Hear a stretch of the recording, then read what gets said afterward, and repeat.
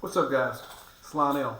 This is piggybacking off of a video earlier YouTube video that I made concerning using Microsoft Copilot as a chat assistant.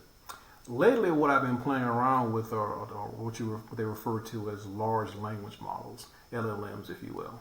And what LLMs are, basically, they're basically the models that are behind platforms like ChatGPT or Microsoft Copilot. The good thing about ChatGPT, obviously, it's a very, very good platform. I use it every day from programming or everyday life as far as like queries about anything. But the thing is, I wanted to be able to have my personal assistant offline. And the thing is that Microsoft Copilot is great for organizations. ChatGPT is great. Both of them are good. But the thing is that using or having your own personal repository that you can carry around with you when you're on the go, online or offline, suits me better. So there's some software out there called Llama. And what a Llama is, it allows you to be able to choose from a vast variety of large language models like ChatGPT. You know, ChatGPT actually is obviously not included, but the thing is that these models are pretty much what are behind platforms like ChatGPT and Microsoft Copilot. And the software, when you download the software, it allows you to be able to pull these models down and run them locally.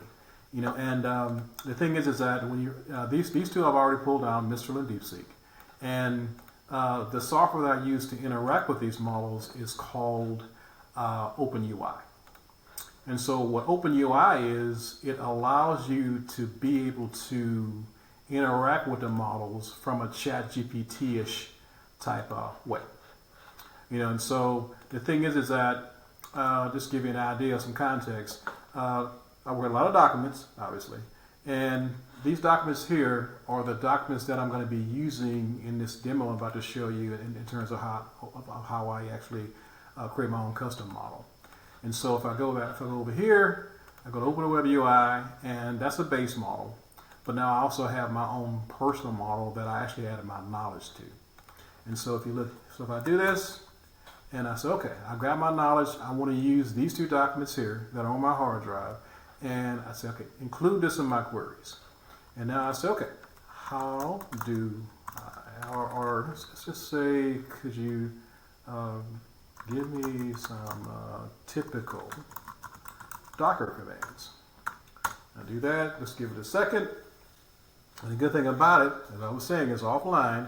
And the thing is that what it'll do is that it'll go behind the scenes to your base model, but it'll also look at your own knowledge. And here we go. And what it does is pulling back information from my PDFs, from my on my hard drive that I pull down, and basically it's giving me whatever I asked for. And also it also gives you references as well too, regardless of where it pulled it from your documentation. You click there, there's your relevance there, and then when you click here, which is your document, it goes right to where it pulled it from, which is pretty neat. You know, and so the good thing about it is that as you know, as I started this conversation now, basically it's pretty much like having an extra, like a second brain, if you will, you know that you can carry around with you. And the good thing about it, there is no subscription cost associated with it, and basically it's clean, it's a nice interface, and it's very, very, very flexible, and I like it a lot. So that's pretty much what I wanted to talk to you about in regards to my journey on this whole AI experience, you know, and how you can actually run your own models like ChatGPT or Copilot, but you can actually customize your model and run them offline with no additional cost. All right, that's all I have for today, guys. I'm out.